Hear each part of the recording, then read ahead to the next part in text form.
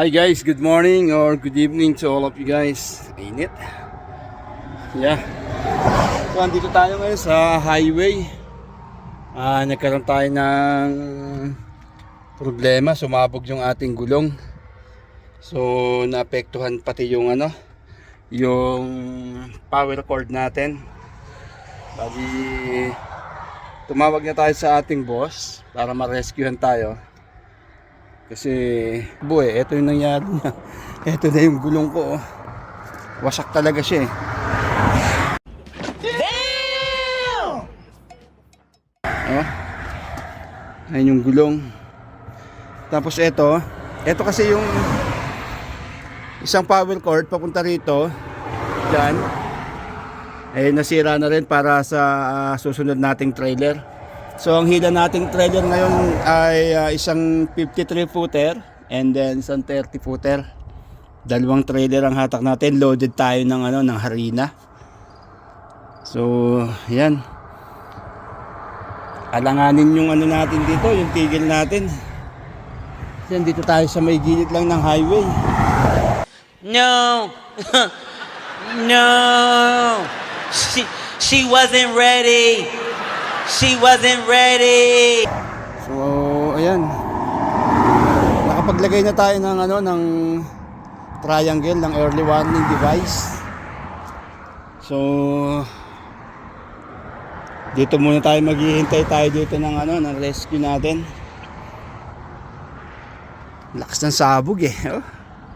Talagang naubos yung pinaka ng gulong. Pagsabog niya, kinainan niya yung kanyang mud flap. Kaya etong pinaka brace na to, yan, sumabit na dito eh.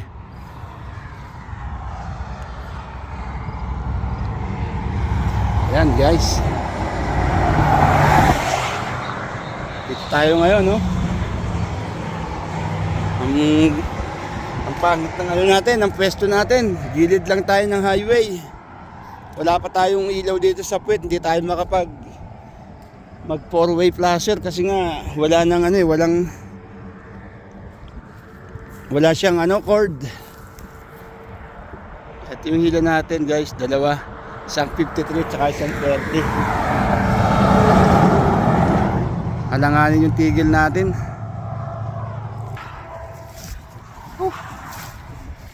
Kasama talaga sa hanap buhay natin to eh. Yung masasabugan ka ng gulong.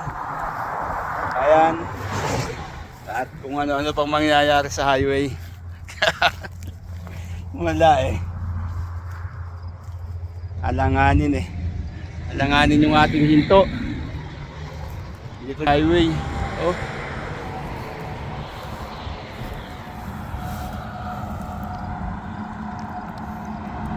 Titignan natin kung magagawa natin ang paraan yung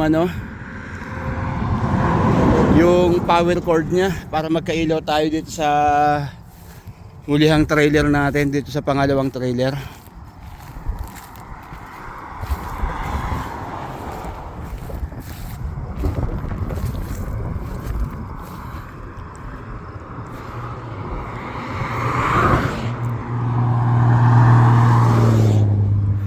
Kasi wala siyang ilaw eh, oh. Hindi siya nag-hazard yung 4-way flasher natin.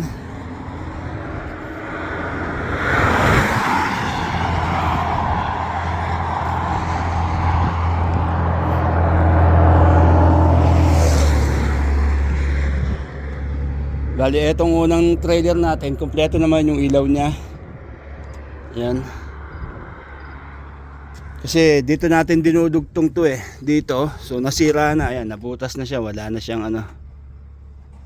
dito siya nakarugtong papunta rito sa kabilang trailer. Yan, dali yung hatak natin eh, oh.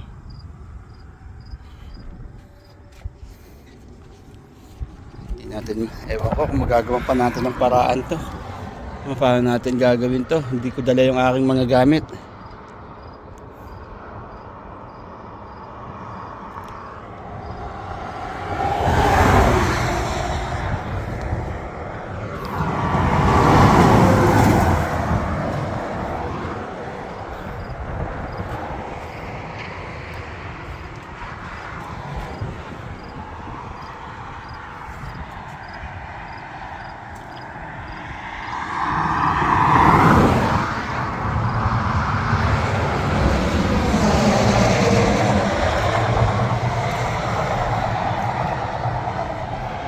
hirap dito guys pag inabot tayo dito ng dilim eh.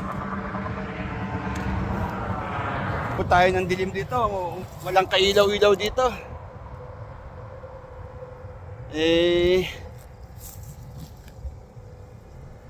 Sabagay, meron naman tayong early warning device pero wala talaga siyang ilaw yung mga poste dito kasi walang ilaw. Sana maaga tayo dito maaga tayong ma-rescue. So yun lang guys, sa lahat po ng mga support sa akin, maraming salamat po sa inyong lahat and thank you so much. Bye bye, hanggang dito na lang.